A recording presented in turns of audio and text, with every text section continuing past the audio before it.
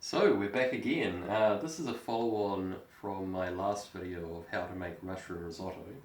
Today we're going to make something even more special, which is arancini balls. Arancini balls are Italian, which arancini literally means orange balls, because by the time we finish this, they should look a little bit like little oranges, but they are absolutely divine. Now, this is the remainder of the risotto that we have left over after last night's meal. If you're ever left with risotto, or if you want to specifically make it for this, you can just make the risotto bianca, the white risotto, or you can use leftovers. This is well worth trying at least once. It is one of the more fun things to do with risotto. So, we're about to get messy here, but I'll show you how to construct the arancini balls. You want to set yourself up a little production line. So you've got your risotto, flour, beaten egg, and breadcrumbs. Now I pretty much exclusively use panko breadcrumbs. I find that they're just absolutely the best. They're light and crispy. They go golden brown when you fry them. Over here I've prepared some mozzarella balls.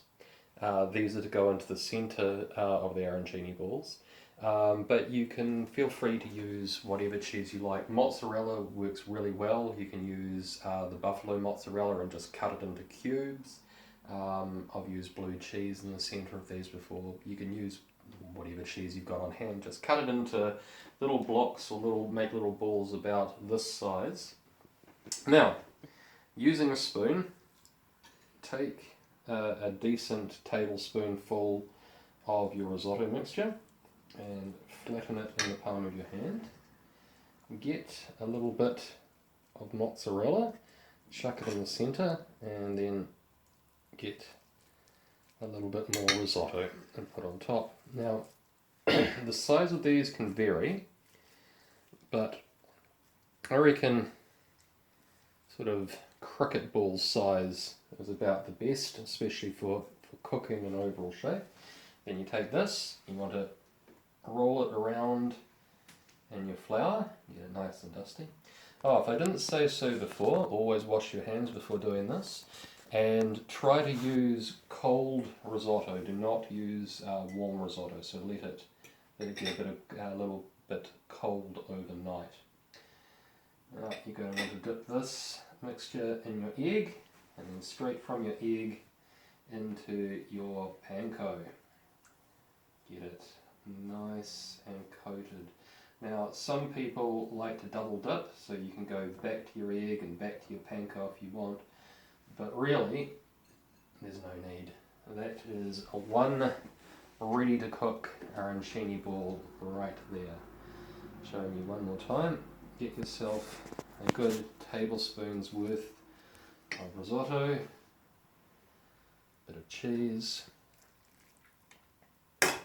bit more risotto on top, and there we go, about that size. Into your flour, roll it around, get it nice and white, into your egg mixture, straight into the panko, or breadcrumbs or whatever you're using. And then number 2 ready. Okay, I will come back to you once we've got a few more of these made and show you the next step. Now that we've finished the fun and messy part with making the arancini balls and crumbing them, I've kept 9 aside. We ended up making 13. We only need 9 for dinner tonight. These refrigerate particularly well, so just set aside whatever you're using and the rest can just be stored in a container in the fridge for a later date. Now we've chucked a pot of oil on to boil, and it's been heating up for a few minutes now. Now the way to check when it's ready is you get yourself just a little piece of bread and you chuck it in, and it should start fizzing away like this immediately.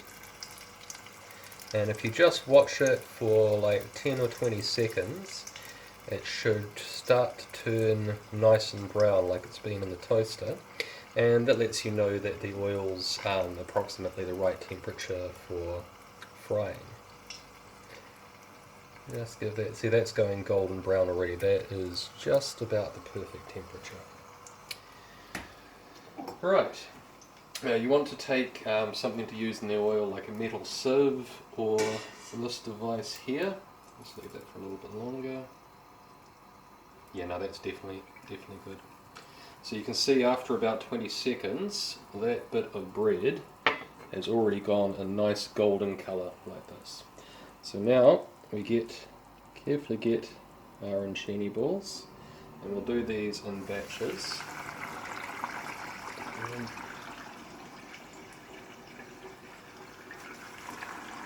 Two,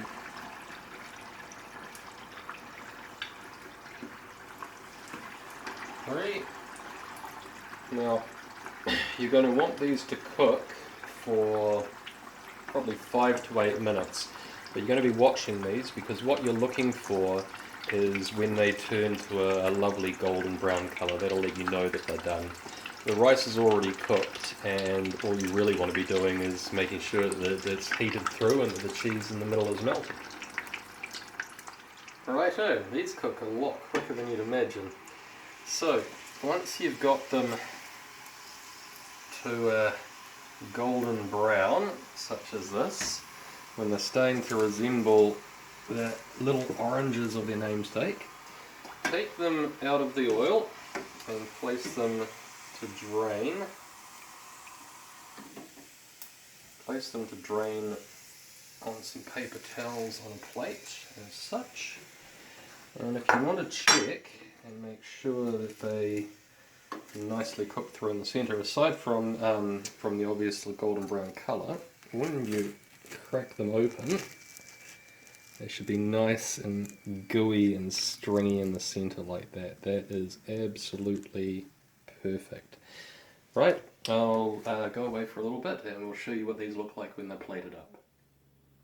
Finally, in order to make these look their best and get them ready for serving, we have some delicious homemade relish here, courtesy of our good friend Sophie, which is a perfect accompaniment to this. And we're just going to put a little bit of this to one side, and using a little bit of fresh basil to complete the illusion. Voila! Arancini balls. Absolutely divine. Bon appetit.